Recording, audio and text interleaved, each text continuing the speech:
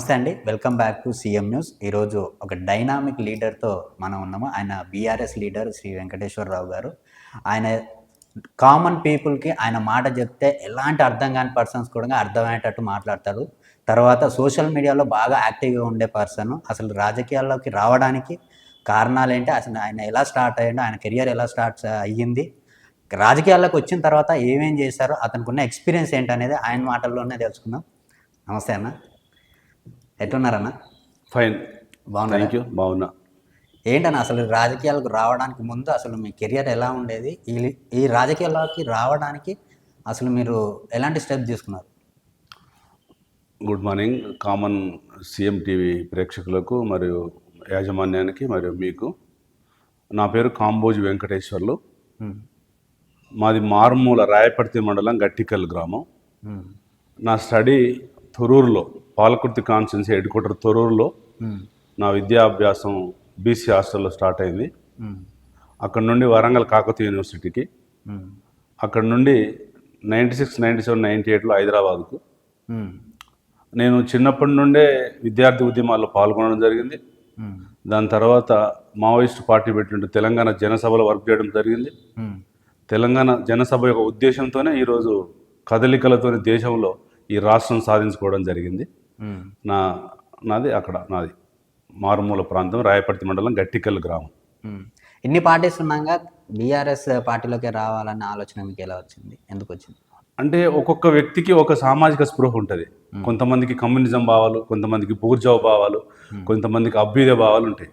కాబట్టి నాకు చిన్నప్పటి నుంచి నేను చదువుకున్న చదువులో ఎస్సీ ఎస్టీ బీసీ దళిత ఉద్యమాలు జరగడం కానీ, తర్వాత మా ఉద్యమాలు జరగడం కానీ, కులగణ ఉద్యమాలు జరగడం కానీ, దాంట్లో నేను బాగా మమేకమైన దాంట్లో నేను మావోయిస్ట్ పార్టీకి సంబంధించిన దాంట్లో పీపుల్స్ వర్క్ పార్టీకి సంబంధించిన తానుభూతి పరంగా ఉంటూ నేను 10th, ఇంటర్, డిగ్రీ ఆ అభ్యాసంలోనే నేను ఎక్కువగా ఉద్యమాల వైపు చూసిన. కాబట్టి నేను ఇంకొకటి అంటే టీఆర్ఎస్ ఒక కాస్ మీద వచ్చిన పార్టీ కాబట్టి ఆ పార్టీని నేను ఎంచుకొని ఒక టీఆర్ఎస్ పార్టీ ఫౌండర్ మెంబర్గా ఉన్నటువంటి వ్యక్తిగా నేను ఉన్నాను. అన్న, ఇప్పుడు రాజకీయాల విషయానికి వస్తే అసలు టీఆర్ఎస్ అనే పార్టీ స్థాపించడానికి కేసీఆర్ గారు అంతకుముందు ఆల్రెడీ కొన్ని పార్టీలలో ఉన్నారు. ఆయన అసలు టీఆర్ఎస్ పార్టీని స్థాపించడానికి అది స్టార్ట్ చేద్దామన్న ఆలోచన ఎందుకోసం వచ్చింది? మంచి క్వశ్చన్ ఇది. ఎందుకంటే దాదాపు చాలామంది ఇప్పుడు జనరేషన్కి తెలియదు. ఇప్పుడు 18, 20, 23 ఇయర్స్ వాళ్ళకి ఇంకా తెలియదు ఏంటంటే అసలు హైదరాబాదు రాష్ట్రం సపరేట్గా ఉండేది. అప్పుడు ఆంధ్ర వాళ్ళు మెడ్రాస్ రాష్ట్రంలో ఉండే. మెడ్రాస్ రాష్ట్రంలో ఉన్న తర్వాత ఆంధ్ర వాళ్ళకు మెడ్రాస్ వాళ్ళకు పడక వాళ్ళు ఆంధ్రప్రదేశ్కి విడిపోయినారు.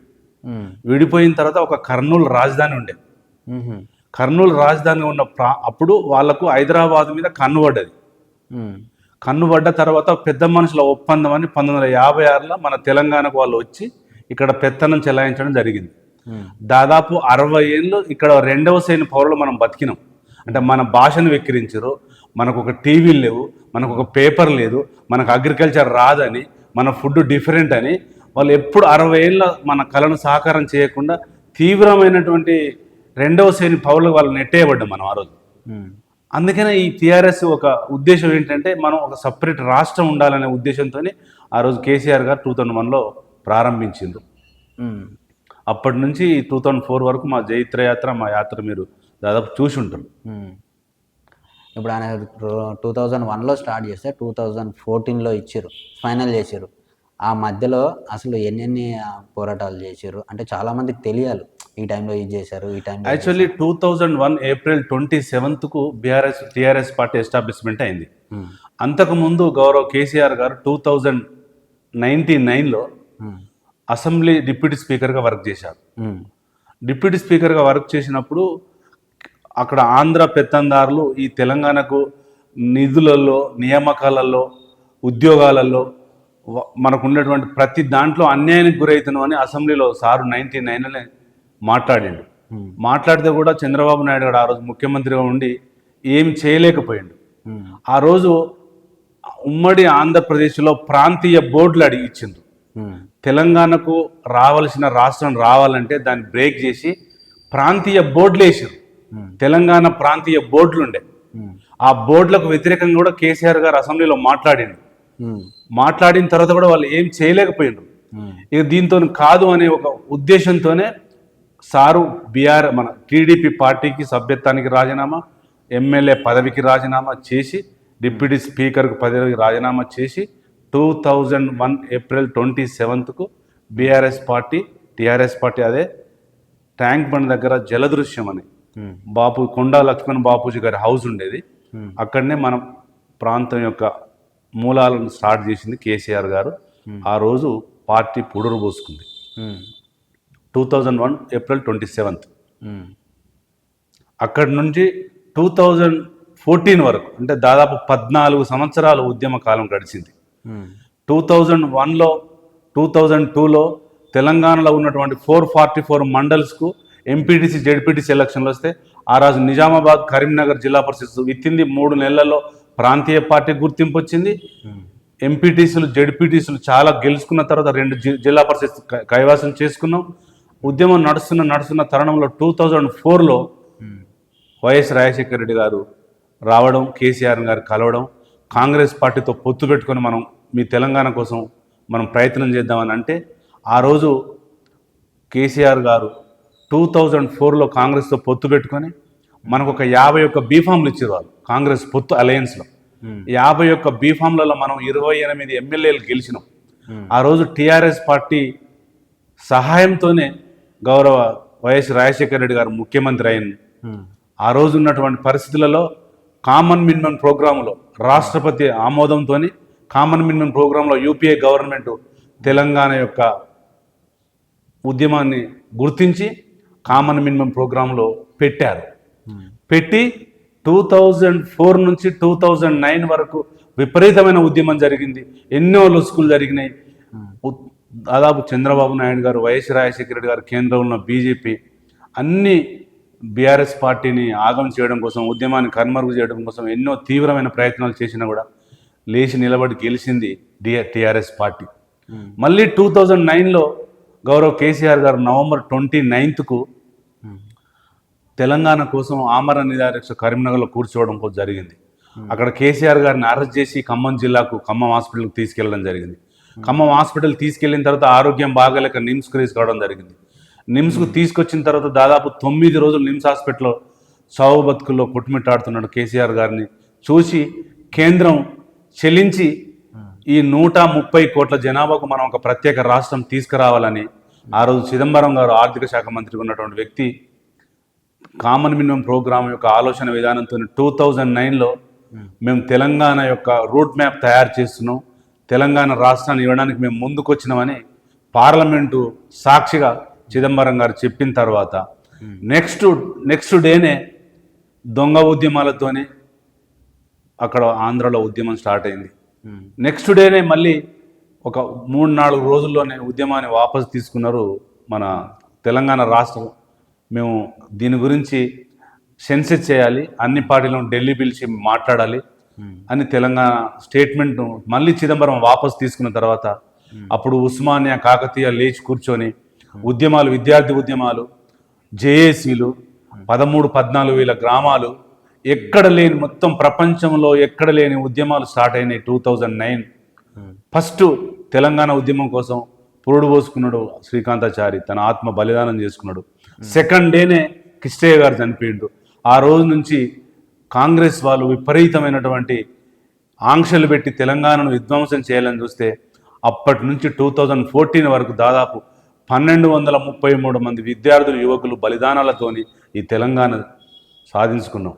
ఈరోజు వచ్చిన కాంగ్రెస్ గవర్నమెంట్ ఏమంటుందంటే మేము ఇచ్చినామంటుంది, మీరు ఇవ్వలేదు, మేము ఇచ్చేటట్టు చేసినాము. దేశంలో 39 పార్టీలను కామన్ మినిమం ప్రోగ్రాంలో కాంగ్రెస్ పెట్టిన ఒప్పందాలను ఆ రోజున్నటువంటి తెలంగాణ సాధనా సమితి గౌరవ టైగర్ నరేంద్ర గారు కేసీఆర్కు తోడొచ్చి ఢిల్లీలో 2 పార్లమెంటు సీట్లతోనే ఢిల్లీని గడగడలాడించి కేసీఆర్ తన మేధా సంపత్తితోని తెలంగాణను సాధించుకున్న దాఖలాలు 2014లో జరిగినాయి. 2014 నుంచి 2023 వరకు ఒక అడ్మినిస్ట్రేషన్, ఒక యాజిటేటర్ నుంచి ఒక అడ్మినిస్ట్రేటర్ వరకు జరిగిన పరిణామాలు, ఈ మూలాలు మొత్తం తెలంగాణ డెవలప్మెంటు ఇలా ఢిల్లీ కాదు ప్రపంచ స్థాయికి ఎదిగిన దాఖలాలు మనకు ప్రతి అంశంలో కనిపిస్తున్నాయి. జిల్లాలే కాదు, వ్యవసాయమే కాదు, విద్యే కాదు, వైద్యమే కాదు, ఈరోజు సాఫ్ట్వేర్ నుంచొని ప్రతిదీ తెలంగాణ ఒక మార్క్ చూపించిండు కేసీఆర్ గారు. ఒక ఐటీఐ కాదు, ఒక జీడిపి కాదు, ఒక ఫర్ క్యాపిటల్లో కూడా దేశంలో నెంబర్ 1 చూపించిండు కేసీఆర్ గారు. ప్రజలు ఎవరు మర్చిపోరు. ఈరోజు జరుగుతున్న పరిణామాలన్నీ మీకు తెలిసిన విషయాలే. కేసీఆర్ స్టార్ట్ చేసినప్పుడు ఒక్కడే యాక్చువల్ ఆయన ఉద్యమం స్టార్ట్ చేసినప్పుడు ఇంతమందిని కలుపుకొని తెలంగాణ తీసుకొచ్చిందంటే అసలు ఆయనకి ఎలా సాధ్యమైంది? యాక్చువల్లీ కేసీఆర్ గారి కంటే ముందు కొన్ని సంస్థలు, తెలంగాణ పౌర వేదిక, తెలంగాణ సమాజ వేదిక, తెలంగాణ జనసభ, తెలంగాణ మహాసభ అని ఒక మావోయిస్ట్ పార్టీని తెలంగాణ జనసభను స్టార్ట్ చేసినాయి. 96 ఆ ప్రాంతంలో విపరీతమైనటువంటి తెలంగాణ ఉద్యమాలు, భౌగోళిక తెలంగాణ మీద అవగాహన సదస్సులు జరిగేటి. మా గురువు గారు గౌరవ ప్రొఫెసర్ జనార్దన్ రావు గారు కేసీఆర్ గారి గురువే అనుకోవాలి మనం. ఎందుకంటే తెలంగాణ అంశం ఎప్పుడు ముందుకొచ్చినా కూడా జయశంకర్ సార్ కంటే 100 రెట్లు ముందుకొచ్చి ప్రొఫెసర్ జనార్దన్ రావు గారు విదేశాలలో తెలంగాణకు జరిగిన అన్యాయాల మీద చాలా డాక్యుమెంటరీలు తయారు చేసిండు. 95, 96, 97లో. అనుకోకుండా 2001లో పార్టీ పెట్టిన తర్వాత 2002 జూన్లో సారు హార్ట్ స్ట్రోక్ చనిపోయిండు. ఆ సామాజిక స్పృహతోనే, ఆ ఉద్యమాల ఎజెండాతోనే కేసీఆర్ గారు టీఆర్ఎస్ పార్టీని ఎస్టాబ్లిష్మెంట్ చేసిండు. గౌరవ కేశవరావు జాదవ్, గౌరవ ప్రొఫెసర్ కాళోజీ నారాయణరావు, గౌరవ ప్రొఫెసర్ జనార్దన్ రావు సార్, ఎంతోమంది ప్రొఫెసర్ల యొక్క ఆలోచన మేరకు, ఈ తెలంగాణ మేధావి వర్గం ఆలోచన మేరకే కేసీఆర్ గారు ప్రెసిడియం కమిటీ ఒకటి పెట్టి కాకతీయ ఉస్మానియా ప్రొఫెసర్లతోని, కొంతమంది డాక్టర్లతోని, కొంతమంది మేధావులతోని, తెలంగాణ డెవలప్మెంట్ ఫోరం అని ఒకటి ఉండే అమెరికాలో, వాళ్ళ మేధస్సుతో చేసి 45 డేస్ 50 డేస్ దీని మీద వర్క్ చేసి ఒక జెండా రూపకల్పన చేసి, ఒక రూట్ మ్యాప్ చేసి, ఒక ప్రాంతీయ పార్టీని ఆ రోజు కేసీఆర్ గారు స్టార్ట్ చేసిండ్రు. దానికే ఈరోజు తెలంగాణ మూలాలు కనిపిస్తున్నాయి. అదే ఉద్దేశంతో ఈరోజు తెలంగాణ రాష్ట్రం విసిరివెళ్తుంది. ఇవాళ భారతదేశంలో నెంబర్ 1 రాష్ట్రంగా ఎదిగింది అని కొంతమంది వాదన ఏంటంటే డబ్బులు పెట్టి కొనితే తీసుకొచ్చిండు. అదే మన ఉస్మానియా యూనివర్సిటీలో ఎవరైతే చనిపోయిన అమరవీరులు ఉన్నారో వాళ్ళని రెచ్చగొట్టే ప్రయత్నం చేసి రెచ్చగొట్టి వాళ్ళు ఆత్మహత్య చేసుకునేటట్టు చేశారనేది కొంతమంది వాదన. ఎప్పుడు కూడా ఉద్యమాలలో మనుషులు చనిపోతే ఏ వ్యక్తి, ఏ మాటకారి ఉద్యమాన్ని మాట్లాడతాడు తప్ప రెచ్చగొట్టాడు చనిపోమని. అది కొంతమంది కుహానా మేధావులు, కొంతమంది బూర్జో పార్టీల యొక్క ఆలోచన మేరకు రెచ్చగొట్టిండు అనే పదాన్ని వాడారు తప్ప ఎవరిని రెచ్చగొట్టరు. ఒక ఉదాహరణ చెప్తా. యాదిరెడ్డి చచ్చిపోయినా, శ్రీకాంతాచార్య చచ్చిపోయినా, మేధావులందరూ చనిపోయిన, విద్యార్థులు చనిపోయిందంటే వాళ్ళ మరణం మృదాంగంలో రాసింది ఏమని, మేము తెలంగాణ కోసమే మా చావుతో ఈ కాంగ్రెస్ చూడాలి, ఢిల్లీలో కళ్ళు తెరవాలి అని స్టేట్మెంట్ రాసి చనిపోయిండ్రు. అక్కడ కేసీఆర్ గారు కానీ మిగతా మేధావులు కానీ ఎవరైనా రెచ్చగొట్టినటువంటి ఆ రోజు రెచ్చగొట్టిన పదాలు రావాలి. ఈరోజు రెచ్చగొట్టిన అనేది వాదన. అది కుహానా బూర్జవిస్టులు, కుహానా దొంగలు మాట్లాడే మాటలు అది. సో అలా అయితే ఇప్పుడు చనిపోయిన వాళ్ళ ఇంటికి ఎలాంటి గవర్నమెంట్ జాబులు కానీ వాళ్ళకి నష్టపరిహారం కానీ ఏది పట్టించుకోలేదు. వాళ్ళు తెలంగాణ కోసం చనిపోయిన అమరవీరులు అయినప్పుడు వాళ్ళ కుటుంబాలకి ఎలాంటి లబ్ధి పొందలేదు, ఎవరు పొందలేదు. బీఆర్ఎస్ గవర్నమెంట్ మాకేం చేసిందని చెప్పేసి అంటున్నారు. నేను చెప్తా వినండి. 1233 మంది విద్యార్థులు చనిపోతే ఆ డేటా మొత్తం కలెక్ట్ చేసినాం. ఆ డేటా మనకు అడ్రస్తో సహా ఉంది. ఎవరి ఏజ్ ఎంత, ఎవరు ఎందుకు చనిపోయారు అనేది. దాంట్లో 600 మంది చనిపోయిన అమరులకు 25 లక్షల రూపాయల చెక్కుల రూపంలో వాళ్ళ ఇంటికి ఇచ్చినాం. ప్రతి ఒక్కరికి చనిపోయిన సగం మందికి ఇచ్చినాం. సగం మందికి మనం 25 లక్షల చొప్పున ఇచ్చినాం, ఇంటికి ఇచ్చినాం. కొంతమందికి గవర్నమెంట్ ఉద్యోగాలు ఇచ్చినాం. కిష్టయ్య గారు చనిపోతే వాళ్ళ పాపకు కేసీఆర్ గారు డాక్టర్ సీట్ ఇప్పించి వాళ్ళ మిసెస్కు జాబ్ ఇచ్చిండు. అది అవగాహన లోపంతో మాట్లాడే బూర్జవ రాజకీయ నాయకుల వ్యవహార శైలి. కేసీఆర్ గారు ఇంకా మిగతా వాళ్ళకి ఎందుకు ఇవ్వలేదంటే, కొంతమంది చనిపోతే తెలంగాణ కోసం చనిపోలే, వాళ్ళు వేరే రకంగా చనిపోయారనే ఎఫ్ఐఆర్లు ఉన్నాయి కాబట్టి దాన్ని ఆతి చూసి వేయాలని లేట్ ప్రాసెస్లో జరిగింది. కాంగ్రెస్ గవర్నమెంట్ వచ్చినాక మిగతా వాళ్ళకి ఇస్తామని మరి ఒక్కరికి కూడా ఎందుకు వేయలే? ఇప్పుడు మేము ఇచ్చినాం. 600 మంది ఆత్మ బలిదానం చేసుకున్నటువంటి విద్యార్థి అమ్ములకు కొంతమందికి ఉద్యోగాలు, కొంతమందికి 25 లక్షలు, కొంతమంది 10 లక్షలు ఇచ్చిన దాఖలాలు విత్ ప్రూఫ్స్తో సహా ఉన్నాయి. మరి ఈ కాంగ్రెస్ గవర్నమెంట్ ఎందుకు ఆ చావుకు కారణమైన కాంగ్రెస్ పార్టీ ఎందుకు ఇవ్వడం లేదు? తెలియని వాళ్ళు ఆలోచన బాగలేక అట్లా బట్ట కాల్చి మీద వేస్తున్నారు. అది తప్పు. ఈ మధ్య వినిపిస్తున్న మాట ఏంటంటే మెయిన్గా కేసీఆర్ తెలంగాణ తెచ్చినా అని డబ్బా కొట్టుకుంటుండు. మరి మిగతా వాళ్ళందరూ ఈ తెలంగాణ కోసం ఎవరు ఫైట్ చేయలేదా? వాళ్ళందరి పరిస్థితి ఏంటి? వాళ్ళని కించపడుతున్నాడు అన్న లెక్కలో మాట్లాడుతారు. అయితే యాక్చువల్లీ వీళ్ళు దీనిలో రెండు అర్థాలు ఉంటాయి. ఒకటి, మేధావులు, కర్షకులు, కార్మికులు మేము తెలంగాణ కోసం కొట్లాడినాం అంటారు. ప్రొఫెసర్లు మేము తెలంగాణ కోసం కొట్లాడినాం అంటారు. ఈరోజు మిగతా పార్టీలు కూడా మేము తెలంగాణ కోసం కొట్లాడినాం అంటారు. మీరందరూ కొట్లాడిన మాట వాస్తవమే. కానీ కేసీఆర్ ఒక ప్రాంతీయ పార్టీ పెట్టిన యోధుడా కాదా? ఆ ప్రాంతీయ పార్టీ పెడితేనే మీరు అందరూ సపోర్ట్ చేసిరా చేయలేదా? ఒకవేళ మీరు తెలంగాణ కోసం అంత బాగా కాసుంటే ఎందుకు కేసీఆర్ కంటే బిఫోర్ మీరు వర్క్ చేయలేదు? ఆ కామన్ మినిమం ప్రోగ్రామ్ మీరు ఎందుకు పెట్టేయలేకపోయారు? ఇప్పుడు కాంగ్రెస్ గవర్నమెంట్ మేము ఇచ్చినామంటుంది. ఇవ్వడానికి కావలసిన బాటలు వేసింది ఎవరు? అంత దూరం తీసుకెళ్ళింది ఎవరు? మీకు ఒక ఎగ్జాంపుల్ చెప్తా. 2003లో 500 కార్ల ర్యాలీతో ఢిల్లీకి 1830 కిలోమీటర్లు బై రోడ్డు 3 రోజులు కేసీఆర్ గారు పోయిన మాట వాస్తవం కాదా? అది ప్రపంచానికి తెలియదా? 500 కార్లు ఫలక్నామా ప్యాలెస్కి వెళ్ళి బై రోడ్డు, అంటే పెనుగంగా, ఆదిలాబాద్, రామ్టెక్, గాలివార్, మదురై, ఢిల్లీకి పోయిన మాట వాస్తవం కదా? ఆ రోజు రామ్లీల మైదానంలో మనం పెట్టిన మీటింగ్ వాస్తవం కదా? దాంతో పునాదులు వేయలేదా? అంటే మీరు తెలంగాణ యాజిటేషన్లో పనిచేసిర్రు, కానీ కేసీఆర్ గారి నాయకత్వంలో అందరూ పనిచేసినాము. జానారెడ్డి గారు పనిచేసిండ్రు, కోదండ రామరెడ్డి గారు పనిచేసిండ్రు, మాలాంటి మేధావులు పనిచేసిర్రు, ఉద్యోగులు పనిచేసిర్రు, జర్నలిస్టులు పనిచేసిర్రు, అన్ని జేఏసీలు తన గొడుగు కిందనే పనిచేసినాయి కదా. కేసీఆర్ గారు మీరందరూ నాకు సపోర్ట్ చేయలే అనలే. మీ అందరి సహకారంతో నా తెలంగాణ వచ్చిందని పదే పదే పార్లమెంటులో, పదే పదే అసెంబ్లీలో చెప్పిన మాట వాస్తవం కదా. ఇక్కడ 2 భాషలు ఉంటాయి. కేసీఆర్ గారు బూతులు మాట్లాడినంటారు. ఏ ఉద్యమాలు జరిగినా తన పదాలకు పదునైన పదాలు పెట్టకపోతే ఉద్యమము ఉర్రూతలూగదు. కానీ ఎవరి వ్యక్తులను కించపరిచిన మాటలు ఎక్కడ కేసీఆర్ గారు మాట్లాడలే. అది ప్రతి ఒక్క నాయకుడు గ్రహించాలి.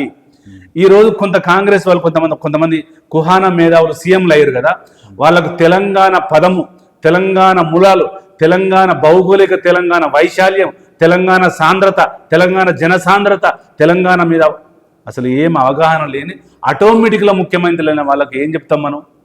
అది మేధావి వర్గం చేయాలి. మేధావులందరూ బూతులు అయితే మరి నువ్వు మాట్లాడింది ఏంటంటాడు. కేసీఆర్ గారు బూతులు మాట్లాడలే. ఇవాళ గౌరవ రేవంత్ రెడ్డి గారి గురించి నేను మాట్లాడద్దు అనుకున్నాను. అడిగిన క్వశ్చన్కు రేవంత్ రెడ్డి గారికి పట్టా వచ్చింది. ఏం పట్టా వచ్చిందంటే బూతులు మాట్లాడే పట్టా వచ్చింది. ఆయన ఒక పెయింటర్, ఆయన ఒక డ్రాఫ్ట్మెన్, సివిల్ పెయింటర్. ఇవాళ చిన్నారెడ్డి గారు ఉన్నటువంటి వ్యక్తి, చిన్నారెడ్డి గారు మీకు తెలుసో తెలియదో, చిన్నారెడ్డి గారు యూత్ కాంగ్రెస్ ప్రెసిడెంట్గా ఉంటే లోటలల్లా, పెద్ద పెద్ద డబ్బలల్లా సున్నము జాజు తీసుకొని పోయి సైకిల్కి వేసి పెయింట్ వేసిన వ్యక్తి రేవంత్ రెడ్డి. తెలంగాణ దురదృష్టం ఏంటంటే ఆయన ముఖ్యమంత్రి అయ్యాడు. ప్రజాస్వామ్యంలో కృషి లేకుండా సీఎం దాకా వచ్చారంటే ఏం కృషి? మోసాల కృషి. నేనేమంటానంటే, నువ్వు ఫస్ట్ ఆర్ఎస్ఎస్లో పనిచేసినావు, తర్వాత బీజేపీలో పనిచేసినావు, అక్కడ మోసం చేసినావు. 2004లో మా పార్టీలోకే వచ్చినావు, మాతోనే గొడవ పెట్టుకొని బయటికి వెళ్ళిపోయినావు. మోసం. చంద్రబాబు దగ్గర మోసం, భూదందాల మోసం. కాంగ్రెస్ పార్టీ పిసిసి ప్రెసిడెంట్ 25 పెట్టి కొనుక్కునేది రాజగోపాల్ రెడ్డి గారే చెప్పారు, అది మోసం. ఎక్కడ మోసం చేయలేదు నువ్వు? ఇప్పుడు జెడ్పీటీసీ స్థాయిలో ఉన్న రేవంత్ రెడ్డి సీఎం దాకా వచ్చిందంటే తన ఏ కృషి లేకుండానే ఈ లెవెల్కి వచ్చిందంటారా? నేను ఏమంటే రాజకీయాల్లో కృషులు ఉండవు. ఎప్పుడు కృషి ఉంటుంది అంటే నువ్వు ప్రజల కోసం పనిచేసినప్పుడు కృషి ఉంటుంది. నువ్వు ప్రజల కోసం పనిచేయాలి, నీ వ్యక్తిగత అభిప్రాయాల కోసం పనిచేసినావు. ఎంతసేపు పార్టీలు మారడం మీద నువ్వు కాన్సన్ట్రేషన్ చేస్తే బై లక్లో ఇక్కడ వాళ్ళ వైఫల్యాలతో నువ్వు ముఖ్యమంత్రి అయినావు. అంతే తప్ప నువ్వు తొక్కుకుండా వచ్చినట్టున్నావు, అందరిని తొక్కుంటూనే పోయినావు. చంద్రబాబుని దొక్కినావు, టీఆర్ఎస్ని దొక్కినావు, కాంగ్రెస్ని దొక్కినావు.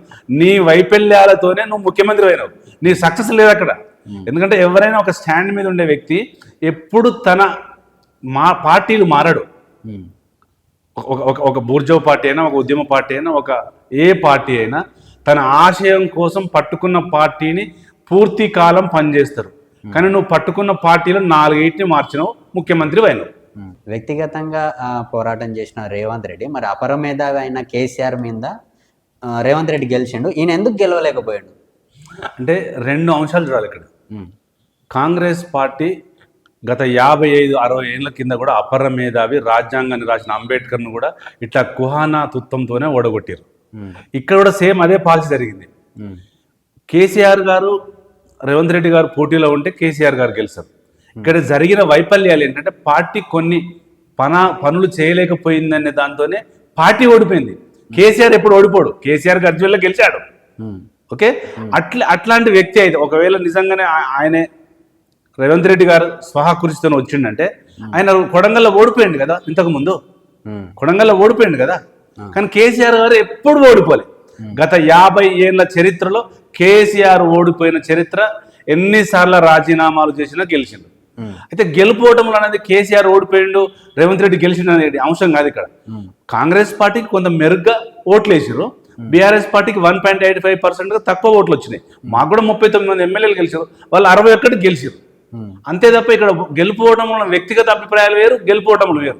వ్యక్తులు నిలబడితే కేసీఆర్ గెలుతాడు. కాకపోతే కాంగ్రెస్ పార్టీ కొంత మెరుగ్గా గెలిచింది బీఆర్ఎస్ పార్టీ కంటే. వాళ్ళ పాలన బాగాలేకే ఓడిపోయింది అని చెప్పేసి అంటున్నారు. అట్లా వాళ్ళ పాలన బాగలేకపోతే ఆ 40 కూడా రావద్దు కదా. నేను ఏమంటున్నానంటే పాలనకు దీనికి సంబంధాలు ఉండవు. మంచిగా చేసిన వాళ్ళు కూడా ఓడిపోతారు. ఎగ్జాంపుల్ చెప్తా. ఢిల్లీలో గౌరవ మన ముఖ్యమంత్రి గారు ఉన్నారు కేజ్రీవాల్ గారు, ఒక్క ఎంపీ సీట్ కూడా గెలవలే. మరి వాళ్ళ పరిపాలన బాగుంది. ఇక్కడ కూడా మాకు ఒక్క ఎంపీ కూడా రాలే. 17కు 17, 8 కాంగ్రెస్, 8 బీజేపీ, ఒక ఎంఐఎం గెలిచింది. అట్లా మా పార్టీ లేదా? కాంగ్రెస్ పార్టీ కంటే బీజేపీ పార్టీ కంటే ఈ తెలంగాణలో 65 లక్షల సభ్యత్వం, 13,000 గ్రామ పంచాయతీల సర్పంచ్లు, వార్డు మెంబర్లు, జిల్లా పరిషత్ చైర్మన్ బీజేపీకి లేరు, కాంగ్రెస్కి లేరు. 33 జిల్లా పరిషత్ చైర్మన్ల మా వాళ్ళే ఉన్నారు ఇప్పటికి కూడా. ప్రజెంట్ 145 మున్సిపల్ కూడా 140 మున్సిపల్ మా అధీనంలోనే ఉన్నాయి. గెలుపుకోవడం డిఫరెంట్. ఓసారి కొంతమంది యూత్ అటు మొగ్గినా, కొంతమంది కర్షకులు ఇటు మొగ్గినా కూడా గెలుపుకోవటం. కానీ మాకంటే బీఆర్ఎస్ కంటే కాంగ్రెస్ బీజేపీ ఎక్కడ పోటీ లేదు. వాళ్ళ సభ్యత్వం 30 లక్షలు కాంగ్రెస్ది, వీళ్ళ సభ్యం 16 లక్షలు. మా కార్యకర్తలు 65 లక్షల మంది ఉంటారు. ఓడిపోవడం సహజం. ఓసారి గెలిచాం, ఓసారి ఓడిపోతాం. అది వ్యక్తిగతంగా నువ్వు ఓడిపోవడం గెలిచడం కాదు. ఇక్కడ ఏంటంటే కొన్ని లుసుకుల వల్ల, కొంత పార్టీ కొంత వెనుకబాటుతనం వల్ల, కొన్ని పనులు చేయకపోవడం వల్ల బీఆర్ఎస్ పార్టీ ఓడిపోయింది. వాళ్ళు దొంగ హామీలు ఇవ్వడం వల్ల, అబద్ధాలు ఎక్కువ ఆడడం వల్ల, మాకు అబద్ధాలు రాలేకపోయినాయి, వాళ్ళకి అబద్ధాలు కరెక్ట్గా వచ్చినాయి కాబట్టి మేము ఓడిపోయాం. అంతే తప్ప కేసీఆర్ గారు ఓడిపోలే. బీఆర్ఎస్ పార్టీ ఓడిపోయింది, రేవంత్ రెడ్డి గెలిచింది. రేవంత్ రెడ్డి కూడా గెలిచినట్టు కాదు, అక్కడ ఓన్లీ కాంగ్రెస్ గెలిచినట్టే ఉంటుంది. రేవంత్ రెడ్డికి వచ్చిన క్రెడిట్ కాదు అది, 100% వచ్చిన క్రెడిట్ 100%. ఇప్పుడు రీసెంట్ గా కులగర్జనాన్ని స్టార్ట్ చేశారు కొత్తగా, దాని మీద మీ అభిప్రాయం ఏంటి?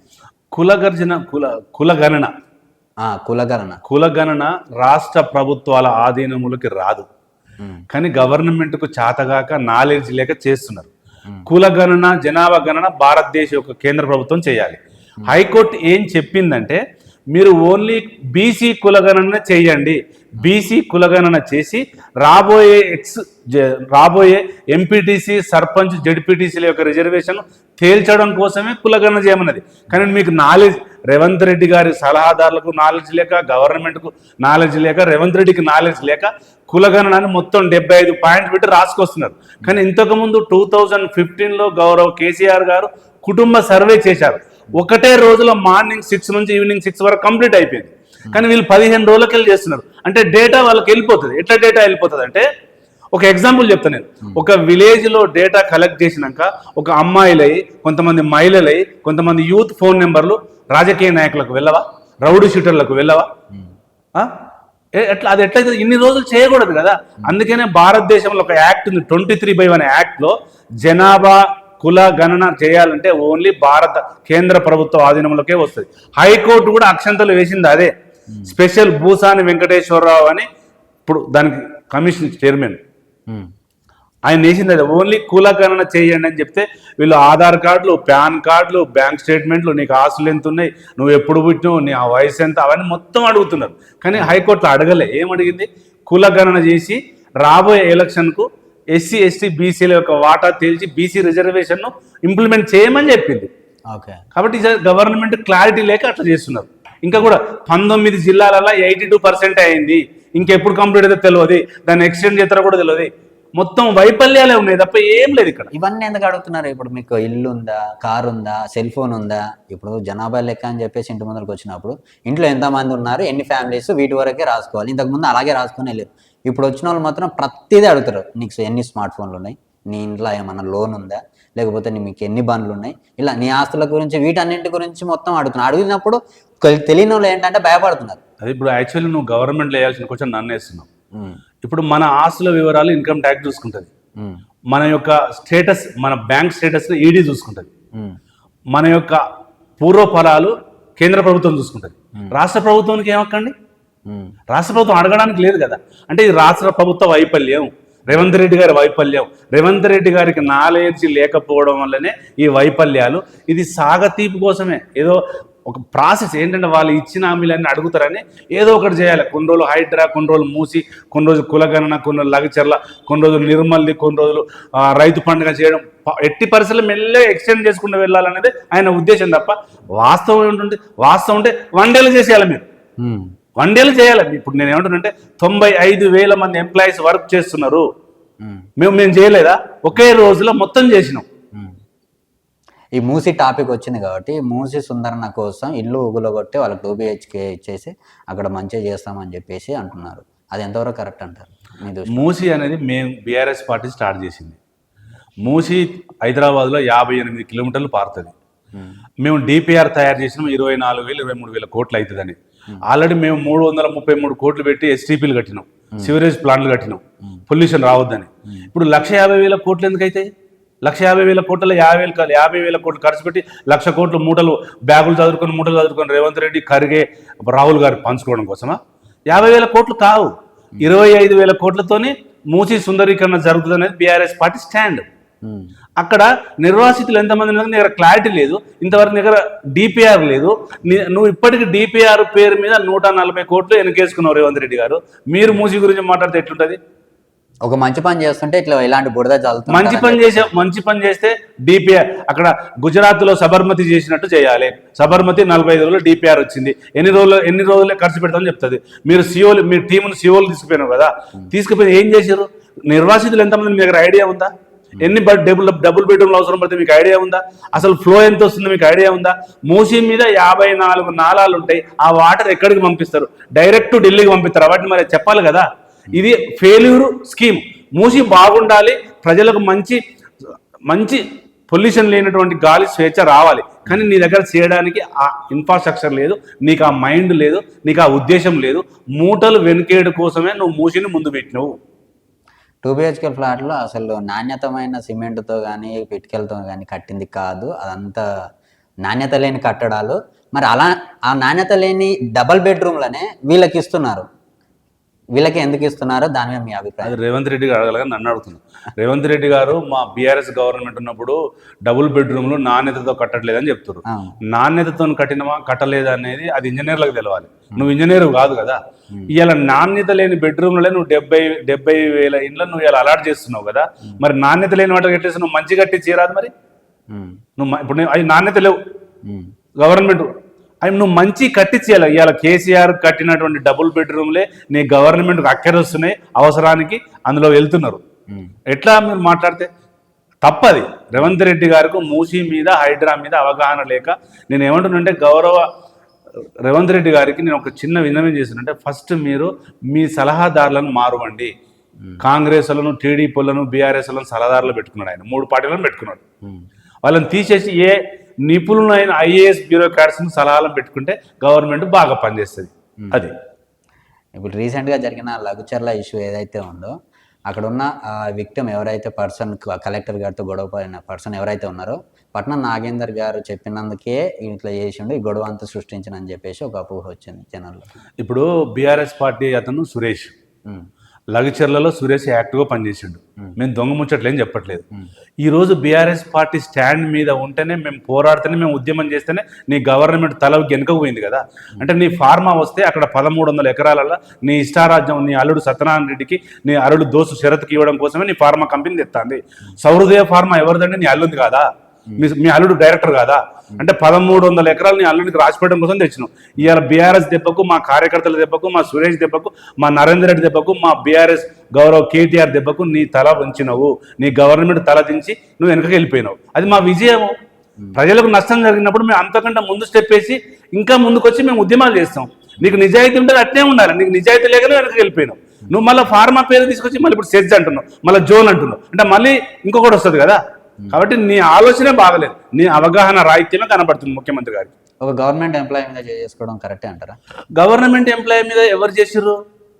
అది మీ ఇంటెలిజెన్స్ వైఫల్యం. అది ఒక గవర్నమెంట్ ఎంప్లాయీ పోతున్నప్పుడు అక్కడ రైతులు భూమి ఇవ్వడానికి ముందుకు లేరంటే అక్కడ గొడవలు అయితే అని నీ ఇంటెలిజెన్స్ రిపోర్టు కరెక్ట్ ఉండాలి. అంటే నీ ఇంటెలిజెన్స్ వైఫల్యంతోనే ఒక ఐఏఎస్ బ్యూరోక్రాట్ మీద దాడి జరిగినట్టు. దాడి జరగలేదు, కార్ల మీద దాడులు జరిగినాయి. రైతులకు కోపాలు వస్తాయండి. ఈ గడ్డ పుట్టిన గడ్డ అట్లాంటిది, కోపం వస్తుంది, ఏదైనా చేయగలుగుతారు. అట్లాంటప్పుడు నువ్వు ఒక ముఖ్యమంత్రికి ఎంత ఇంటెలిజెన్స్ ఉంటుంది, ఎన్ని అవగాహన ఉంటుంది, దాని మీద నువ్వు స్ట్రాటజీ ప్రకారం వెళ్ళి నువ్వు గ్రామ సభలు పెట్టి, మండల సభలు పెట్టి, దాని మీద నిర్వాసితులకు భరోసా ఇచ్చినప్పుడే నువ్వు అక్కడికి వెళ్ళాలి. కానీ నీ ఇష్టారాజ్యం వెళ్తే అట్లాంటివి జరుగుతాయి. అది నీ వైఫల్యం. ఇలా లగిచర్ల నీ వైఫల్యమే, నిర్మల్ నీ వైఫల్యమే, హైదరాబాద్లో జరిగిన ఉద్యోగుల యొక్క నిరసన నీ వైఫల్యమే. అన్నిటికీ రేవంత్ రెడ్డి వైఫల్యాలే తప్ప మా పార్టీకి సంబంధం లేదు వైఫల్యాలది. మా పార్టీ స్టాండ్, ఉద్యమం చేస్తాం, ప్రజలకు అభిష్టం మేరకు వర్క్ చేస్తాం మేము. అది మా విజయం. ఆ గొడవ జరగక ముందు ఇన్ఫ్రా సిటీ కోసం అని చెప్పేసి తీసుకుంటున్నాం అన్నారు. ఆ తర్వాత గొడవ అయిన తర్వాత ఇంకో పేరు పెట్టారు. గొడవ జరగక ముందు ఫార్మా సిటీ. ఫార్మా అంటే అక్కడ మొత్తం పొల్యూషన్ వస్తుంది. ఇప్పుడు సెజ్ అంటున్నాడు, ఐటీ క్యారిడార్ అంటున్నాడు. అంటే ఫార్మా పక్కన పెట్టేసి వేరే ఇండస్ట్రీ తీసుకొస్తా అంటాడు. అంటే అల్లుని వదిలేసి మళ్ళీ బామర్ది తింటాడు అన్నట్టు. వాళ్ళ బామర్ది సురేందర్ రెడ్డికి ఒక కంపెనీ ఉంది కదా, మళ్ళీ 5 చక్ర పెడతాడు. తెలంగాణలో ఇంధనాల ఫ్యాక్టరీలు, ఫార్మా ఫ్యాక్టరీలు, సిమెంట్ ఫ్యాక్టరీలు పెట్టడానికి వీలు లేదు. సుప్రీంకోర్టు గైడ్ లైన్స్ ఉన్నాయి. మీరు ఎక్కడ పెట్టొద్దు. ఓన్లీ ముచ్చర్లలో 13,000 ఎకరాలు ఖాళీ ప్లేస్ గవర్నమెంట్ ల్యాండ్ ఉంది ఫార్మా కట్టుకోవడానికి. నీకు నిజాయితీ ఉంటే అక్కడ ఫార్మా ఇండస్ట్రీ పెట్టండి. అది నేను అవగాహన లేకనే కదా మీరు మాట్లాడేది. సిమెంట్ ఫ్యాక్టరీలు పెట్టినా, ఫార్మా కంపెనీలు పెట్టినా, ఇంధనాలు పెట్టినా, ముచ్చర్ల ఫార్మా ఇండస్ట్రీ ఉంది. 13,000 ఎకరాలు టీఎస్ఐసి అక్విజిషన్ చేసింది, అది ఉంది, అక్కడ పెట్టుకోండి. మీరు జిల్లాలలో ఇంధనాలు ఫ్యాక్టరీ పెడుతున్నట్టు ఎట్లా? మీరు జిల్లాలో ఫార్మా పెడుతున్నట్టు ఎట్లా? ఆ పిల్లల భవిష్యత్తు ఏంది? ఆ ఎస్టీల భవిష్యత్తు ఏంది? అంటే మీరు పచ్చటి భూములను వల్లకాటు చేయడం కోసం అని కాంగ్రెస్ గవర్నమెంట్ వచ్చింది. తప్పు కదా అది. అందుకని వెనకకి వెళ్ళిపోయాను. Failure Congress party. ఒక మధ్యతరగతి కుటుంబానికి వైద్య అనేది చాలా ప్రైవేట్ సెక్టర్లకు వెళ్ళినప్పుడు పైసతో కూడిన పని. దానికోసం కొన్ని గవర్నమెంట్ హాస్పిటల్స్ని శంకుస్థాపన చేశారు లాస్ట్ బీఆర్ఎస్ గవర్నమెంట్ ఉన్నప్పుడు. అవి ఇంకా ఫినిష్ కాలేదు. దేనికోసం అంటారు? యాక్చువల్లీ మంచిగా వచ్చింది. ఎందుకంటే ప్రజలకు మెరుగైనటువంటి వైద్యం కోసం గౌరవ్ కేసీఆర్ గారు మంచి సర్వోదయంతో వరంగల్ జిల్లాలో ఒక సెంట్రల్ జైలును బయటికి పంపించి అక్కడ 17 అంతస్తుల గవర్నమెంట్ హాస్పిటల్ కడుతున్నాడు.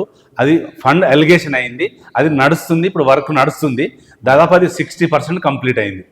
ఇంకా హైదరాబాదులో నలువైపులా ఈస్ట్, వెస్ట్, సౌత్, నార్త్కు సంబంధించిన దాంట్లో అల్వాల్లో కానీ, గచ్చిబౌలిలో కానీ, ఎల్బీ నగర్ కానీ, పాడిచెరుపు కానీ, ఈ 4 వైపులా మంచి యశోద అపోలో హాస్పిటల్ స్థాయిలో రావాలనే కేసీఆర్ కళ నెరవేరే టైంలోనే మా గవర్నమెంట్ పోయింది.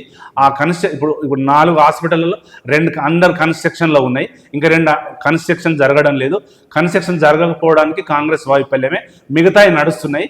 దాని మీద ఫుల్ క్లారిటీ కాంగ్రెస్ వాళ్ళకి తెలియాలి. ఎందుకంటే ఓడిపోయిన మమ్మల్ని అన్ని క్వశ్చన్లు అడిగితే ఎట్లా? గెలిచిన వాళ్ళని అడగాలి కదా క్వశ్చన్లు.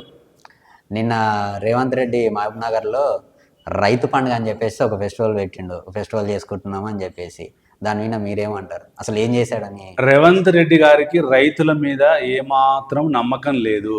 రేవంత్ రెడ్డి గారు 54,000 కోట్లు ఇస్తున్నారని శుద్ధ అబద్ధము. రేవంత్ రెడ్డి గారు ఇంకా 62,000 కోట్లు రైతులకు బాకీ ఉన్నాడు. ఆ 54,000 కోట్లు నేను లెక్క చెప్తాను. మీరు 2 ఖరీఫ్కు రబీకి ఇవ్వాల్సిన 15,000 కోట్లు ఉన్నాయి. ఇప్పుడు ఎలక్ట్రిసిటీ మీద 10,000 కోట్లు ఇచ్చినామని చెప్తున్నారు. తర్వాత పాడి 10,000 కోట్లు కొన్నామని చెప్తున్నారు. మీరు కౌలు రైతుకు ఇవ్వాల్సినటువంటి 4,500 కోట్లు ఉన్నాయి. మొత్తం 54,000 కోట్లు రైతులకు ఇచ్చిన మాట వాస్తవం కాదు. మీరు 45 లక్షల మంది రైతులకు ఇవ్వాలి. 25 లక్షల మందికే 18,000 కోట్లు ఇచ్చారు. నిన్న ఒక 3,000, 20,000 కోట్లు ఇప్పటి వరకు 25 లక్షల మందికి ఇచ్చారు. ఇంకా 17 లక్షల మంది రైతులకు ఇంకా 14,000 కోట్లు ఇవ్వాలి. కౌలు రైతులకు 4,500 కోట్లు ఇవ్వాలి. నువ్వే నీ ప్రభుత్వమే నీ మాటనే డిసెంబర్ 9కు 2 లక్షల రుణమాఫీ చేస్తానవు, అది చేయలేదు. ఇంకా రైతులకు, తెలంగాణ రైతులకు, కౌలు రైతులకు, కూలి రైతులకు నీ గవర్నమెంట్ 62,000 కోట్లు అప్పున్నది. నీది శుద్ధ అబద్ధము, అది పండుగ కాదు, అదొక మహబూబ్ నగర్ దండుగ. రీసెంట్గా రేవంత్ రెడ్డి సొంతూరులో జరిగిన ఒక ఇష్యూ, సాయిరెడ్డి అనే పర్సన్, ఒక 85 ఏళ్ళ వయసున్న వ్యక్తి సూసైడ్ చేసుకొని చచ్చిపోయాడు. వాళ్ళ సోదరుల టార్చర్ వల్ల నేను చచ్చిపోతున్నాను, అయితే ఇది కాదు అని మల్లు రవి అంటున్నారు. అది మల్లు రవి గారికి దాని మీద అవగాహన లేదు. గౌరవ సాయిరెడ్డి గారు సర్పంచ్, 85 సంవత్సరాలు ఉంటాడు. రేవంత్ రెడ్డి గారు అన్నదమ్ములు పెట్టే టార్చర్కు, వాళ్ళు పెట్టే వాట్సాప్ మెసేజ్లకు, వాళ్ళు పెట్టే టెన్షన్కు సూసైడ్ చేసుకొని తన స్టేట్మెంట్లో రాశాడు. రేవంత్ రెడ్డి తమ్ముళ్ళు నన్ను విలేజ్లో బ్రతకనీయడం లేదు, నన్ను రాజకీయం చేయనీయడం లేదు, ప్రజలకు మేలు చేయడం లేదు, ప్రజా వ్యతిరేక విధ్వంసం చేస్తారు, ప్రజా యొక్క సంకటాలు చేస్తారు. రేవంత్ రెడ్డి వాళ్ళ తమ్ముళ్ళు తిరుపతి రెడ్డి గారు, కొండలరెడ్డి గారు చేస్తున్నారు. నేను వాళ్ళు పెట్టే టార్చర్కే చనిపోతున్నానని ఆయన స్టేట్మెంట్లో రాశారు. దాని మీద గవర్నమెంట్ ఎంక్వైరీ చేయట్లేదు. మల్లు గారికి అంత మాత్రం లేదు, బట్టి గారికి అంత మాత్రం లేదు, అసలు గవర్నమెంట్కు పట్టింపే లేదు. ఆయన చావుకు కారణం ఇది ప్రభుత్వ హత్యగా మా టీఆర్ఎస్ పార్టీ స్టాండ్ మీద ఉంది. ఆ మనిషి చనిపోయిన తర్వాత కూడా ఆయన శవాన్ని ఒక చిన్న సందులో నుంచి తీసుకుపోయారు. అది చూస్తే చాలా బాధ అనిపించింది. ఎందుకు సందులో నుండి తీసుకెళ్ళారంటే అక్కడ టీఆర్ఎస్ బాగుంది. కొండారెడ్డిపల్లిలో కూడా బీఆర్ఎస్ పార్టీ గణనీయంగా ఉంది.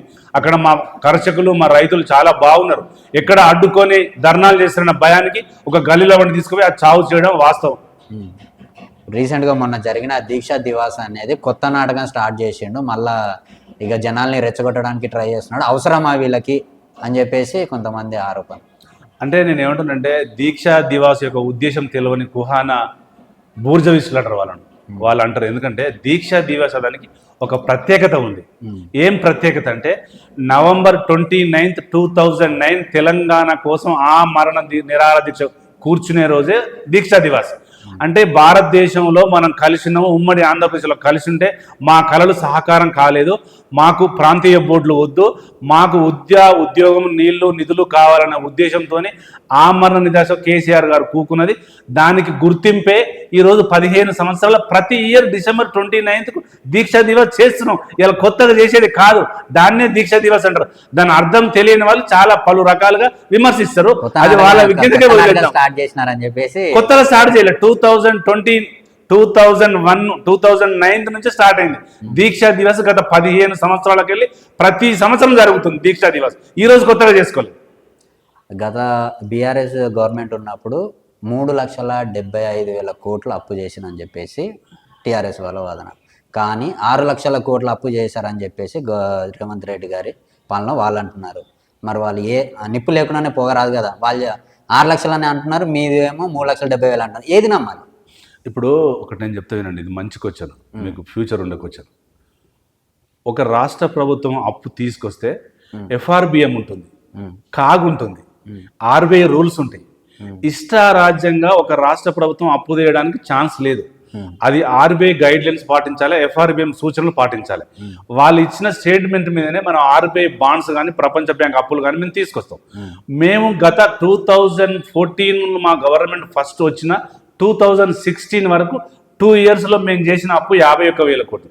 కానీ ఇప్పుడు కాంగ్రెస్ వచ్చిన తర్వాత 93,000 కోట్లు చేసాం.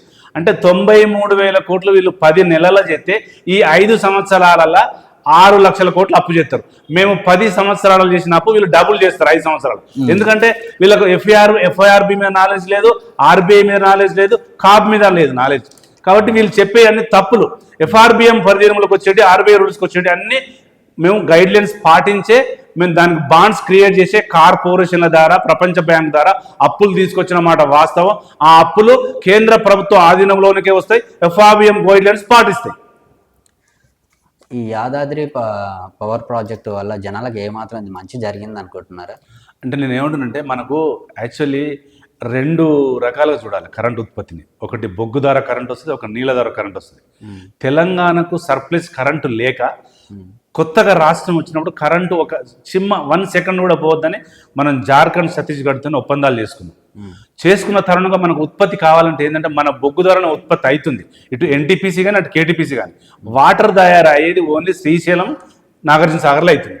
తక్కువ వాటర్తో అవుతుంది కాబట్టి మనం ఏం చేయాలనేది సోలార్తో కొంత చేసుకోవచ్చు అని మనం ఆదిలాబాద్ డిస్ట్రిక్ట్ జైపూర్లో యాదాద్రి పవర్ ప్లాంట్ పెట్టినాం. అది ఉత్పాదక రంగం, దాంట్లో ఎంప్లాయ్మెంట్ వస్తుంది. ఇప్పుడు బీటెక్ చేసిన పిల్లలంతా, ట్రిపుల్ చేసిన వాళ్ళు, ఈసీ చేసిన వాళ్ళంతా ఎంప్లాయ్మెంట్ వస్తుంది, కరెంట్ ఉత్పత్తి అవుతుంది. అది గొప్ప ఆలోచన కేసీఆర్ గారు. జైపూర్ పవర్ ప్లాంట్ కానీ యాదాద్రి పవర్ ప్లాంట్ కానీ రాబోయే 100 ఏళ్లకు కరెంట్ ఉత్పత్తి చేసుకోవడం కోసం తీసుకున్న నిర్ణయం అది. రీసెంట్గా గురుకులాలో ఫుడ్ పాయిజన్ అనేది కొత్తగా 1 ఇయర్ నుంచి జరుగుతుంది. ఆ ఫుడ్ పాయిజన్ వల్ల పిల్లలు చనిపోతున్నారు, చాలామందికి అనారోగ్యం పాలవుతున్నారు. దీని మీద ఆర్ఎస్ ప్రవీణ్ గారి చెయ్యి ఉందని చెప్పేసి గవర్నమెంట్, ఎవరు రేవంత్ రెడ్డి గారి గవర్నమెంట్లో ఉన్న ఒక పర్సన్ అంటున్నారు. అయితే దీన్ని ఏమంటారంటే, గురుకులాలు ఆదర్శ స్కూళ్ళు, మోడల్ స్కూళ్ళు, BC minority, BC welfare, SC welfare, ST welfare ఉంటాయి. 1180 బీసీ గురుకులాలు, ఎస్సీ గురుకులాలు, ఎస్టీ గురుకులాలు గౌరవ్ కేసీఆర్ గారు ఇంతకుముందు సెక్రటరీ ఆర్ఎస్ ప్రవీణ్ కుమార్ గారు ఆధీనంలో పెట్టినాం. ఎంత మంచి ఉద్దేశంతో పెట్టినామంటే, ఒక ఇంటిగ్రేటెడ్ పాఠశాలలు ఉండాలి, ప్రతి పిల్లోడు చదువుకునే స్థాయిలో ఉండాలి, గవర్నమెంట్కి వచ్చి చదువుకోవాలని పెట్టిండు. మరి మేము అంత మంచిగా నడిపించినాం. మార్నింగ్ గుడ్డు, ఆఫ్టర్నూన్ లంచ్, అంత చదువు మంచిగా ఇచ్చి, డ్రెస్సులు ఇచ్చి, ఇన్ఫ్రాస్ట్రక్చర్ ఇచ్చినటువంటి గురుకులాలను నువ్వు రావగానే టిఫిన్ ఉండదు, తినగానే ఫుడ్ పాయిజన్ అవుతుంది. ఎందుకు? మీ అవగాహన లోపం, మీ అడ్మినిస్ట్రేషన్ లేక, మీ ఐఏఎస్లు బాగా చూసుకోలేక, మీ డిఈఓలు బాగలేక, మీ డిఈఓలు ఎంఈఓలు బాగా వర్క్ చేయలేక, మీ ఆర్జేడీలు వర్క్ చేయలేక, మీ వైఫల్యాలు కొట్టొచ్చినట్టు గురుకులాల్లో కనిపిస్తున్నాయి. ఇప్పటికీ 56 మంది విద్యార్థులు చనిపోయారు. ఆ చనిపోయిన విద్యార్థుల యొక్క ఆత్మఘోష ఈ కాంగ్రెస్ గవర్నమెంట్కి పాపం దాకుతుంది. దాంట్లో ఆర్ఎస్ ప్రవీణ్ కుమార్ గారి ప్రమేయమే లేదు. ఉంటే మీ వైఫల్యం అన్నట్టు. ఒకవేళ ఆర్ఎస్ ప్రవీణ్ కుమార్ గారు ఏదో స్కెచ్ చేస్తుండంటే ఆ స్కెచ్ను పసిగట్టాల్సింది గవర్నమెంట్. అంటే కట్టట్లేదు, మీరు వైఫల్యం కదా. మా దాంట్లో బీఆర్ఎస్ పార్టీ తప్పులేదు, ఆర్ఎస్ ప్రవీణ్ కుమార్ తప్పులేదు, మాకు సంబంధం లేదు. మీ వైఫల్యాలతోనే అన్ని జిల్లాలలో, అన్ని గురుకులాలలో ఫుడ్ పాయిజన్ అవుతుంది. ఇప్పటికీ 52 మంది పిల్లలు చనిపోయారు. దాని ఆత్మఘోష రేవంత్ రెడ్డికి తాకుతుంది. మా పాలన మంచిగా ఉంది కాబట్టే మా మీద ఓర్వలేక మీరు స్కెచ్ చేశారు కాబట్టి అవి జరుగుతున్నాయి, మేము బయట పెడతామని కూడా. మీ పాలన బాగుంటే 600 మంది రైతులు ఎందుకు ఆత్మహత్య చేసుకుంటారు? 56 మంది విద్యార్థులు ఎందుకు ఆత్మహత్య చేసుకుంటారు? ఉద్యోగులు, నిరుద్యోగులు రోడ్డు మీదకి ఎందుకు వస్తారు? హైడ్రా పేరు మీద వాళ్ళు రోడ్డు మీదకి ఎందుకు వస్తారు? మూసీ పేరు మీద వాళ్ళు ఎందుకు వస్తారు? లగచర్లలో రోడ్డు మీదకి ఎందుకు వస్తారు? అన్ని వైఫల్యాలు, నీ వైఫల్యాలు. ఇప్పుడు తెలంగాణలో కాంగ్రెస్ గవర్నమెంట్ వచ్చింది, ఎందుకు వచ్చిందంటే రేవంత్ రెడ్డి కోసం, రాహుల్ గాంధీ కోసం వచ్చింది. వాళ్ళిద్దరు బాగుండడం కోసం వచ్చింది తప్ప ప్రభుత్వాల మీద వ్యతిరేకత స్టార్ట్ అయింది. రాబోయే కాలంలో ఇంకా తీవ్ర వ్యతిరేకత ఉంటుంది. అన్ని వర్గాలు, అన్ని జాతులు, అన్ని కులాలు, అన్ని మతాలు, సంచార జాతులు, ఉత్పత్తి జాతులు, సేవకులు, అన్ని కులాలు ఏకమై రేవంత్ రెడ్డిని తోక ముడిచే ఉద్యమాలు కూడా వస్తాయి. ఎందుకంటే నీ వైఫల్యం, నీ నాలెడ్జ్ అంతవరకే ఉంది. కాబట్టి అది బీఆర్ఎస్ వైఫల్యం కాదు, మా తప్పు కాదు, మా స్కెచ్ కాదు, మాకు ఆలోచన లేదు. మేము ఎప్పుడు ప్రజల వైపు ఉంటాం, ప్రజల గురించి ఆలోచన చేస్తాం. ఉద్యమాల చరిత్ర మాది, రాజీనామాలు చేసిన చరిత్ర మాది, తెలంగాణ డెవలప్మెంట్ కోరుకున్న చరిత్ర మాది. కాబట్టి నువ్వు తల దించక తప్పదు. అన్న, మన కేటీఆర్ గారు కలెక్టర్ గారిని తిట్టాడని చెప్పేసి ఒక ఆరోపణ వస్తుంది, అది ఎంతవరకు కరెక్ట్ అంటారు? కేసీఆర్ గారు తిట్టడం అంటే ఫస్ట్ మనం ఆలోచించాల్సింది ఏంటంటే, ఒక కలెక్టర్ను తిట్టడానికి గల కారణం తెలుసుకోవాలి. కలెక్టర్ను తిట్టిన మాటలో అంత అగ్రెసివ్గా ఏం తిట్టలేదు. ఆయన ఏం చేస్తున్నాడంటే, ఒక కాంగ్రెస్, బీఆర్ఎస్, బీజేపీ నాయకులను కోపం చేస్తున్నాడు. ఏమని? మీరు కాంగ్రెస్కి పోతేనే మీ వర్క్లు అవుతాయి. ఫర్ ఎగ్జాంపుల్, కలెక్టర్ని కలవడానికి ఒక నాయకుడు పోయిండు అనుకో, పోతే కలవడం లేదు. సార్ మీరు కలవడం లేదు, మేము ఇట్లా బీఆర్ఎస్ పార్టీకి వెళ్ళి వచ్చినాము, ఎందుకు సార్ ఇట్లా పని ఉందంటే, మీరు బీఆర్ఎస్ కదా, మీరు కాంగ్రెస్లో జాయిన్ అయిపోవాలి, లేకపోతే మీ వర్క్ కావాలని చెప్తున్నాడు. ఆ ఉద్దేశంతోనే గౌరవ్ కేటీఆర్ గారు విపరీతమైన పదజాలతో తిట్టాడు. అదే రేవంత్ రెడ్డి రజిత్ కుమార్ ఐఏఎస్ని తిట్టొచ్చు, అదే జగ్గారెడ్డి ఒక లేడీ కలెక్టర్ని తిట్టొచ్చు, ఇదే రేవంత్ రెడ్డి కొడంగల్ ఎలక్షన్ డిపార్ట్మెంట్ వాళ్ళని తిట్టొచ్చు, ఇదే కొండ సిరేక ఒక సిఐ గారి సీట్లో కూకొని తిట్టొచ్చు. మీరు తిడుతూనేమో మంచి, మేము తిడుతున్నా చెడే. కానీ పార్లమెంటరీ వర్డ్స్కు దగ్గరలోనే కేటీఆర్ గారు తిట్టారు. అన్పార్లమెంటరీ వర్డ్స్ మీరు బిహైండ్ లిమిట్ దాటి మీరు తిట్టారు. అంటే మాకు అంత జ్ఞానం తిట్టడంలో కూడా మేము మంచిగా తిడతాం, కొంతవరకు తిట్టినాం, మేము పదునైన వాదాలే వాడినాం. కానీ మీరు ఘోరంగా తిట్టారు రేవంత్ రెడ్డి గారు, జగ్గారెడ్డి గారు, గౌరవ సూర్యక గారు. మీరు రేవంత్ రెడ్డి గారి మీద కూడా ఒకసారి అన్నారు, మీరు ఏ లాంగ్వేజ్ అయితే మాకు ఇస్తారో అదే లాంగ్వేజ్ నేను కూడా యూజ్ చేస్తాను అని చెప్పేసి కటాకటి చెప్పిండు. అవతల ఇప్పుడు బూతులు మాట్లాడారు అని చెప్పేసి మనం కూడా మాట్లాడడం ఎంతవరకు కరెక్ట్ అంటారు? మేము బీఆర్ఎస్ పార్టీ కార్యకర్తలు, ఉద్యమకారులు, ఎమ్మెల్యేలు, ఎంపీలు, గౌరవ్ కేసీఆర్ గారు, కేటీఆర్ గారు, హరీష్ రావు గారి గత 24 ఏళ్ళ పిఆర్ఎస్ ప్రస్థానం చూడండి, ఎక్కడ బూతులు తిట్టరు. ఉద్యమ సమయంలో ఉద్యమాన్ని రగిలించడం కోసం కొన్ని బూతులు అంటారు, అది పెట్టుబడిదారులను సామ్రాజ్యవాదులను అనే మాటలు తప్ప వ్యక్తిగతంగా ఎవరిని తిట్టరు. ఇంకోటి, రేవంత్ రెడ్డి గారిని కేసీఆర్ గారు కానీ, కేటీఆర్ గారు కానీ, హరీష్ రావు గారు కానీ బూతులు తిట్టిన రికార్డు గారు మీకుంటే నేను మా ముగ్గురు గౌరవ వాళ్ళతో క్షమాపణ చెప్పిస్తా. వాళ్ళు ముగ్గురు రేవంత్ రెడ్డి పర్సనల్ తిట్టిన వీడియో దగ్గర ఉంటే నేను మా ముగ్గురి గౌరవ సభ్యుల చేత, రిజెండరీ ఆఫ్ కేసీఆర్ గారి చేత, కేటీఆర్ చేత నేనే క్షమాపణ చెప్పిస్తా, మీ దగ్గర ఆ రికార్డు ఉంటే. రేవంత్ రెడ్డి గారి గవర్నమెంట్ వచ్చి సంవత్సరం అయిపోతుంది. బీఆర్ఎస్ గవర్నమెంట్ ఉన్నప్పుడు ఫామ్ హౌస్కి మాత్రమే అంకితం కేసీఆర్ అని చెప్పేసి కొన్ని పుకార్లు వచ్చినాయి. మరి ఈ గవర్నమెంట్, రేవంత్ రెడ్డి గవర్నమెంట్ వచ్చింది సంవత్సరం అయిపోయింది, అయినా కూడా బయటికి రావట్లేదు, పార్టీలో తిరగట్లేదు, ఆయన అక్కడే ఉన్నాడు, ఎందుకంటారు? ఇప్పుడు నేను ఏమంటున్నానంటే, ఫస్ట్ ప్రజాస్వామ్యంలో ఒక నాయకుడు తనదైన శైలిలో, తనదైన వ్యవహార శైలిలో ముందడుగు వేస్తాడు. కేసీఆర్ గారు గత 50 సంవత్సరాల చరిత్ర కలిగిన వ్యక్తి, కొంత మేధావర్గం. ఆయనే కాంగ్రెస్ పార్టీ గెలిచింది, మనం సున్నితంగా అంశాలను పరిగణలోకి తీసుకోవద్దు, కొంచెం వెయిట్ చేద్దాము, ఎందుకు పోయి ప్రజలను ఇబ్బంది పెట్టాలి, ఎందుకు పోయి మనం స్టేట్మెంట్ ఇవ్వాలని ఒక 1 ఇయర్ టైం ఇవ్వాలనే ఉద్దేశంతోనే ఓన్లీ అసెంబ్లీకి ప్రమాణ స్వీకారానికే వచ్చిండు. లాస్ట్ ఇయర్ రైతులు ఎండిపోతుంటే రైతులను చూడడానికి ఒకసారి వచ్చిండు, ఇప్పుడు జనవరిలో వస్తాడు, మిమ్మల్ని ఎండగడతాడు, మీ వైఫల్యాలను ఎలుగెత్తి చాటుతాడు, మిమ్మల్ని చెండాడుతాడు. ఇంతకుముందు లేనంత హయ్యెస్ట్ వరి పంట తెలంగాణలో బాగా వస్తుంది అని చెప్పేసి సర్వేలో మొన్నవడంగా చెప్పారు, పేపర్లో వచ్చింది. దానికి కారణం ఏంటంటారు? అంతగానం పంట ఎందుకు వస్తుంది? అయితే ఇక్కడ ఒకటి మీరు బాగా జర్నలిస్ట్ మేధావులు గ్రహించాల్సింది ఏంటంటే, 10 సంవత్సరాలలో తెలంగాణ ఉత్పాదక రంగం మీద పడ్డది. ఉత్పాదక రంగం అంటే కొండపోచమ్మ, మల్లన్న సాగర్, మిడిల్ మానేరు, బస్వాపూరు, కాళేశ్వరం. ఒకవేళ వర్షాధారం కనుక లేకపోతే వాటి ఆధారం మీద మనం పంటలు పండించుకోవచ్చని ఇవాళ భారతదేశంలో 29 రాష్ట్రాల్లో ఏ రాష్ట్రం పండించలేనటువంటిది వరి తెలంగాణ పండించడానికి గల కారణం కేసీఆర్ గారి ముందు చూపు. ఎన్ని వైఫల్యాలను ముందుకొచ్చినా వరి బాగా సాగు చేస్తున్నారు తెలంగాణ. ఇలా పంజాబ్ను మించి తెలంగాణ వరి సాగులో ముందుంది, భారతదేశంలో నెంబర్ 1 ఉంది. ఎక్స్పోర్ట్ ఇంపోర్టులో కూడా భారతదేశంలో తెలంగాణ నెంబర్ 1 ఉంది. అది కేసీఆర్ గారు ముందు చూపుతేనే వరి పండుతుంది. ఇప్పుడు 1,00,000 కోట్లు పెట్టి ఒక ప్రాజెక్ట్ స్టార్ట్ చేశారు, కాళేశ్వరం ప్రాజెక్ట్. దానికి పర్రెలు వచ్చింది కొన్ని రోజులకే. నాణ్యత మీద కట్టిన ప్రాజెక్ట్ కాదు అది, 1,00,000 కోట్లు వేస్ట్ అని చెప్పేసి గవర్నమెంట్ ఆ మధ్య బాగా పుకాలు స్టార్ట్ చేసింది. మరి నాణ్యతంగా కట్టినప్పుడు పర్రెలు ఎందుకు వస్తుంది? అంత మంచి కట్టుడు కడితే. ఇప్పుడు కాళేశ్వరం మీద పెద్ద స్థాయిలో మాట్లాడాలి, అది నాకు మీకు కొంచెం తక్కువగానే అయినా కూడా మనం చర్చించుకుందాం. కాళేశ్వరం ప్రాజెక్టు ఫస్ట్ కాళేశ్వరం పేరు కాదు, అది ప్రాణహిత చేవేళ్ళ, డాక్టర్ బిఆర్ అంబేద్కర్ ప్రాణహిత చేవేళ్ళే. అది 39-40 వేల కోట్లతో స్టార్ట్ అయింది. దాన్ని 80 వేల కోట్లకు తీసుకెళ్ళాం, దాన్ని 93 వేల కోట్లకు తీసుకెళ్ళాం, దాన్ని 1,20,000 వేల కోట్లకు తీసుకెళ్ళాం, దాన్ని అలా 1,37,000 వేల కోట్లతో పూర్తి చేసినాం. కొన్ని మెరుగులు దిద్దాల్సిన అవసరం ఉంది. మీరు ఏమంటున్నారంటే, మీరు మేడిగడ్డ బ్యారేజీ కూలిపోయింది అని మీరు చెప్పారు. మేడిగడ్డ కూలిపోలేదు, కుంగిపోయింది, దాన్ని రిపేర్ చేయొచ్చు అని బీఆర్ఎస్ పార్టీ చెప్తుంది.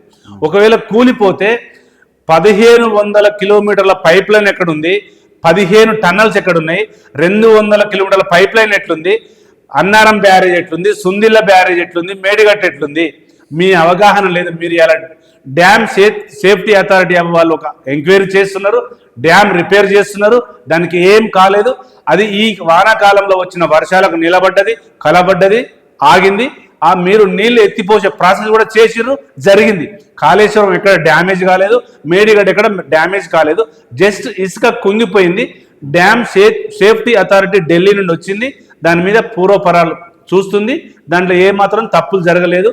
ఒకవేళ జరిగితే ఆ వర్షాధారకు ఆ వర్షానికి ఎప్పుడు పోలేదు, నిలబడుతుంది కూడా. కొంచెం లొసుకులు ఉన్నాయి, దాన్ని రిపేర్ చేసుకోవచ్చు. జర్మనీ టెక్నాలజీతోని మేడిగడ్డ బ్యారేజీని మనం పునర్నిర్మాణం చేసుకోవచ్చు, దాన్ని రిపేర్ చేసుకోవచ్చు. నిపుణుల కమిటీ ఉంది, నిపుణులు ఉన్నారు, పెద్ద మేధాస్తులు ఉన్నారు, ఇంజనీర్లు ఉన్నారు, చేసుకోవచ్చు. ఇప్పుడు next sarpanch elections, corporate elections వస్తున్నాయి. గవర్నమెంట్ ఏది ఉంటే దానికి ఓట్లు వేస్తే మాత్రమే మనకి ఏదన్నా పనులు అవుతాయని చెప్పేసి చాలామందిలో ఉన్న ఆ, మాట. అయితే నెక్స్ట్ ఎలక్షన్స్కి మన బీఆర్ఎస్కి వేస్తే బెటర్ అంటారా, లేకుంటే కాంగ్రెస్కి వేస్తే బెటర్ అంటారా? ఇప్పుడు తెలంగాణలో ఒక 3,000 తాండాలను కూడా గ్రామ పంచాయతీలు చేసినాం. ఆల్రెడీ తెలంగాణలో 600 పైచిలుకు మండలాలు ఉన్నాయి, 33 జిల్లాలు ఉన్నాయి, 14,000 గ్రామ పంచాయతీలు ఉన్నాయి. రాబోయే ఎలక్షన్లో ప్రజలు నిర్ణయిస్తారు. ప్రజలు ఇలా అన్ని అవగాహన చేసుకుంటున్నారు. ప్రజలకు తెలుసు ఏ పార్టీకి ఓటేస్తే మాకు ఏం బెనిఫిట్ జరుగుతుంది అనేది.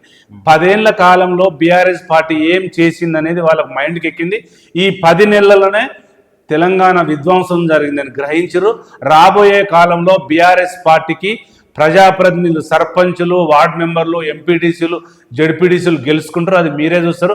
మళ్ళీ రేపు మీరే వచ్చి మళ్ళీ ఇంటర్వ్యూ తీసుకుని అన్న మీరు చెప్పింది వాస్తవం అంటారు. ప్రజలు అన్ని విషయాలు గ్రహిస్తున్నారు. ప్రజలు అన్ని విషయాలలో ఆలోచన విధానంతోనే ప్రజలు ఓటేస్తారు. కానీ దీనికి వేయడం వల్ల ఉపయోగం ఉందంటారా? స్టేట్ గవర్నమెంట్ కాంగ్రెస్ ఉన్నప్పుడు బీఆర్ఎస్కి ఓటేస్తే లాభం ఏంటి? నేను ఏమంటానంటే ఇక్కడ పార్టీలు, గవర్నమెంట్లు ప్రజలు చూడరు. ప్రజలకు కావాల్సింది అభివృద్ధి, సంక్షేమం. రేవంత్ రెడ్డి గారికి ఇలా విపరీతమైనటువంటి వ్యతిరేకత స్టార్ట్ అయింది. 2,000 పింఛన్ ఇస్తాను ఇయ్యలే. 43 లక్షల మంది అవ్వలు, ముసలవ్వలు వ్యతిరేకంగా ఉన్నారు.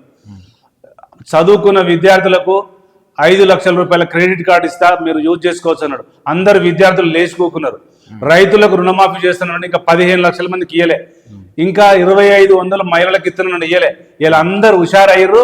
తెలంగాణకు ఏ రోజు ఓట్లు వస్తే బీఆర్ఎస్ పార్టీని గెలిపేయాలని చేస్తున్నారు.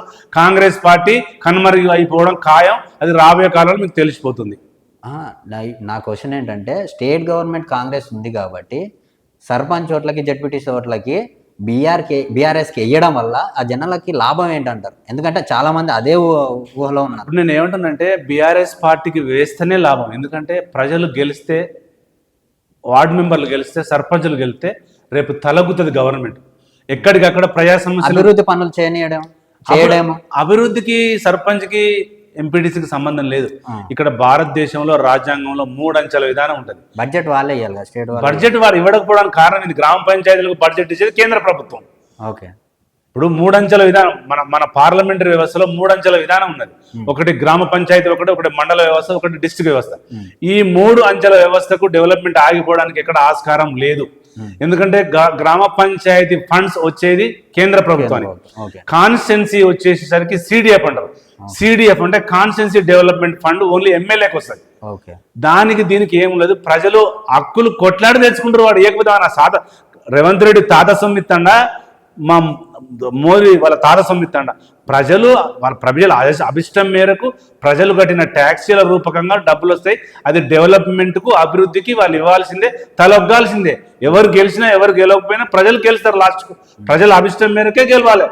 ఈరోజు ఈ నెక్స్ట్ ఎలక్షన్లో బీఆర్ఎస్ పార్టీ విపరీతమైన గ్రామ పంచాయతీ గెలుస్తుంది అనేది బీఆర్ఎస్ పార్టీ ఆశ, అభివృద్ధి వైపు. ఈ విషయం ఎందుకు అడిగా అంటే చాలా మందికి తెలియదు. సర్పంచ్ ఓట్లు అప్పుడు వచ్చే విధంగా, అరే మన ఎమ్మెల్యే ఈయనరా, ఆయనకేస్తేనే రేపొద్దున మన ఊరికి మంచి పనులు జరుగుతాయి, లేకపోతే జరగవని చెప్పేసి ఆ పాయింట్ మీద ఓట్లు అడుగుతారే తప్ప మనకు కేంద్రం నుంచి వస్తుంది బడ్జెట్ అన్న విషయం చాలా మందికి తెలియదు ఊర్లలో. అయితే నేనేమంటున్నానంటే కొంతమందికి తెలియదు. చాలా మందికి 3 అంచెల విధానం ఉంది పార్లమెంటరీ వ్యవస్థలో.